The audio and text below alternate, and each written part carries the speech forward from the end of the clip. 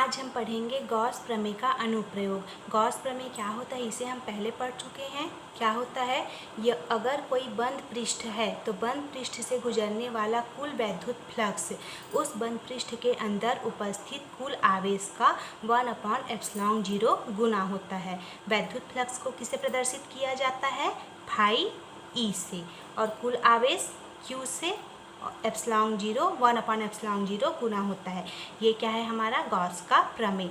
आज हम पढ़ेंगे इसका पहला अनुप्रयोग, अनंत लंबाई के सीधे आवेशित तार के निकट विद्युत क्षेत्र की तीव्रता। तो इसके लिए सबसे पहले हम जानेंगे कि रेखीय आवेश घनत्व क्या होता है। सबसे पहले हम क्या देखेंगे, ये हम पहले भी पढ़ चुके हैं, रेखीय आवेश घनत्व। तो रेखीय आवेश घनत्व क्या होता है, अगर कोई तार है और उस तार को हम लोग आवेश देते हैं तो जो आवेश का वितरण है वो पूरे तार में हो जाता है। जैसे मान लेते हैं L लंबाई का क्या है, एक तार है, और इस तार को हम लोग क्या कर रहे हैं, +Q आवेश दे रहे हैं। तो ये जो आवेश है ये संपूर्ण तार में क्या हो जाता है, वितरित हो जाता है। तो इस स्थिति में इसके एकांक लंबाई पर जितना आवेश होता है उसे ही हम लोग क्या कहते हैं, रेखीय आवेश घनत्व। मतलब एकांक लंबाई पर उपस्थित आवेश की मात्रा को रेखीय आवेश घनत्व कहा जाता है। और रेखीय आवेश घनत्व को किससे प्रदर्शित करते हैं, लैम्डा से, और लैम्डा इक्वल टू क्या होता है, Q/L।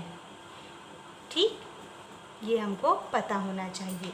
अब हमको ज्ञात क्या करनी है, अनंत लंबाई के सीधे आवेशित तार के निकट विद्युत क्षेत्र की तीव्रता। तो इसका डेरिवेशन ज्ञात करने के लिए सबसे पहले हम क्या बनाएंगे, डायग्राम बनाएंगे।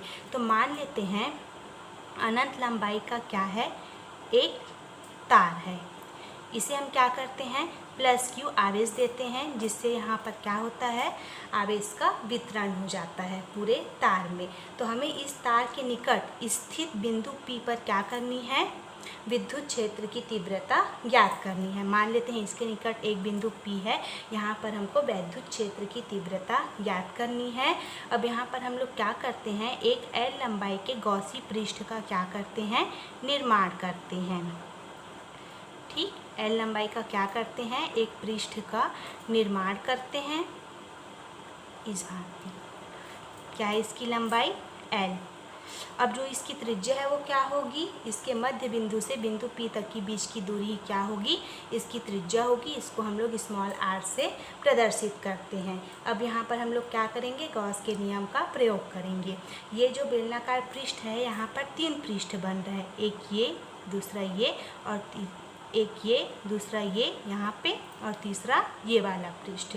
तो ये क्या है, बिंदु P है, इसको मान लेते हैं हम लोग क्या है, P' है, और ये वाला क्या है, P'। तो सबसे पहले है यहाँ पर बिंदु P पर हम लोग स्थित क्षेत्रफल से गुजरने वाला वैद्युत फ्लक्स देखेंगे। उससे पहले एक चीज़ हमको पता होना चाहिए, यहाँ पर जो बिंदु P है, यहाँ पर जो क्या है, आवेश है, आवेश का क्षेत्र क्या होगा, इसी रेखा की ओर होगा। ठीक, DA क्या होगा, DA क्षेत्र की दिशा भी इस ओर होगी, और विद्युत क्षेत्र की तीव्रता की दिशा भी क्या होगी, इसी ओर होगी। और विद्युत क्षेत्र की तीव्रता को किससे प्रदर्शित करते हैं, E से। दोनों क्षेत्र की दिशा क्या होगी, इसी ओर होगी। और ये जो हमारा पृष्ठ P' है, तो P' पर क्या होगा, जो क्षेत्र की दिशा है, आवेश क्या है, लंबवत है, तो क्षेत्र की दिशा क्या होगी, लंबवत होगी, DA। क्षेत्र को हम लोग A से प्रदर्शित करते हैं, लेकिन ये क्या है, अल्पांश है, इसलिए किसका प्रयोग कर रहे हैं, D का। और यहाँ पर विद्युत क्षेत्र की तीव्रता किस ओर होगी, इस ओर होगी। ठीक, तो यहाँ पर कितने अंश का कोण बनेगा, 90, और यहाँ पर कितने अंश का कोण बनेगा, 0। तो सबसे पहले हम लोग इस डायग्राम के बारे में लिखेंगे। उसके बाद क्या लिखेंगे, बिंदु P पर स्थित क्षेत्रफल DA से गुजरने वाला विद्युत फ्लक्स। विद्युत फ्लक्स को किससे प्रदर्शित करते हैं, फाई से। ठीक, फाई ई से, लेकिन किसके लिए है, बिंदु P के लिए। तो यहाँ पर क्या लिख देंगे, फाई P। किसके कारण, अल्पांश है, तो यहाँ पर क्या लग जाएगा, D। तो हम पहले से ही जानते हैं वैद्युत फ्लक्स इक्वल टू क्या होता है, इनटू dA। विद्युत क्षेत्र की तीव्रता और क्षेत्रफल दोनों के गुणनफल के इक्वल होता है। अब ये वेक्टर फॉर्म में है, इसको स्केलर फॉर्म में चेंज करते हैं तो क्या लगाते हैं, cos थीटा। तो क्या हो जाएगा, EDA cos थीटा। अब यहाँ पर कितने अंश का कोण बन रहा है, 0 अंश का। तो यहाँ पर क्या हो जाएगा हमारा इंटू DA cos 0 अंश, और cos 0 अंश का मान कितना होता है, 1। तो हमको d5 इक्वल टू क्या प्राप्त होगा, इंटू DA, इक्वेशन 1। ठीक, अब यहाँ पर क्या है, दो वृत्तीय पृष्ठ बन रहा है, एक P डैश और P डबल डैश। तो वृत्तीय पृष्ठ पर उपस्थित P डैश पर हम लोग क्या करेंगे, विद्युत क्षेत्र की तीव्रता ज्ञात करेंगे। तो अब आगे क्या लिखेंगे हम लोग, अब वृत्तीय पृष्ठ पर उपस्थित P डैश पर स्थित क्षेत्रफल DA से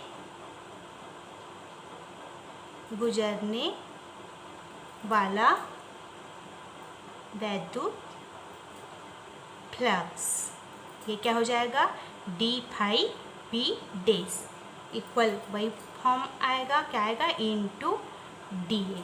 अब फिर वेक्टर से स्केलर में चेंज करते हैं तो क्या लगाते हैं, cos थीटा, और यहाँ पर कितने अंश का कोण बन रहा है, 90 डिग्री।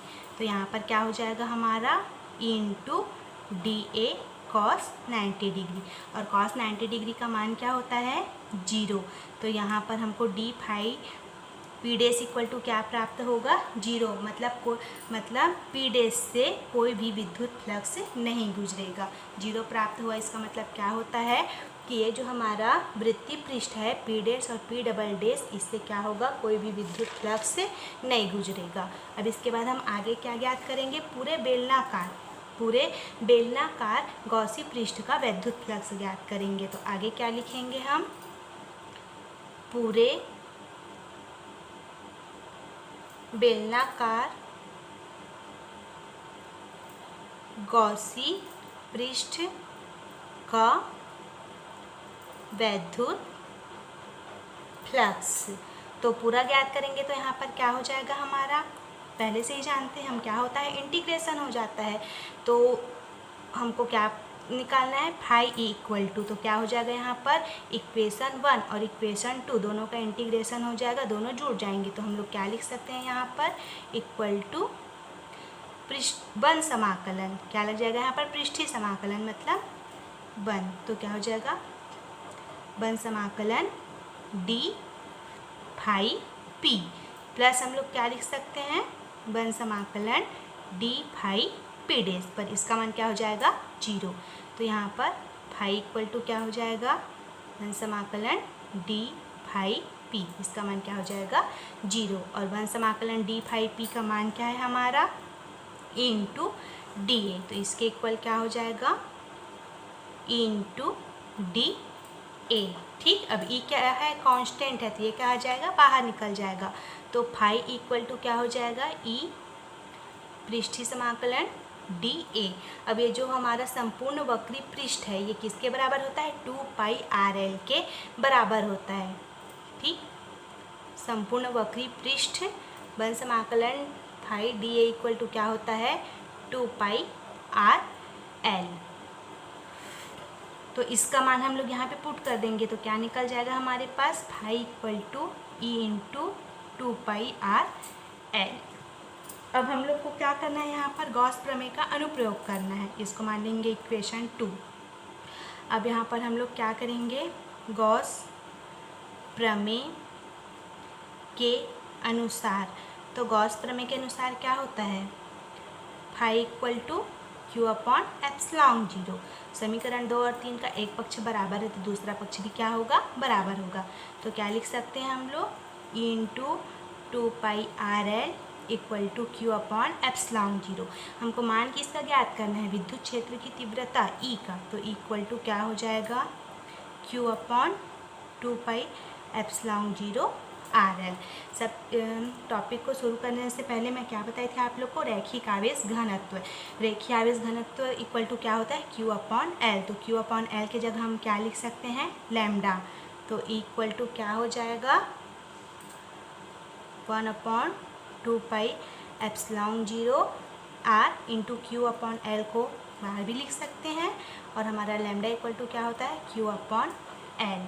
तो यहाँ पर क्या हो जाएगा इक्वल टू λ/2πε0 r। तो ये क्या है, अनंत लंबाई के सीधे आवेशित तार के निकट विद्युत क्षेत्र की तीव्रता का व्यंजक।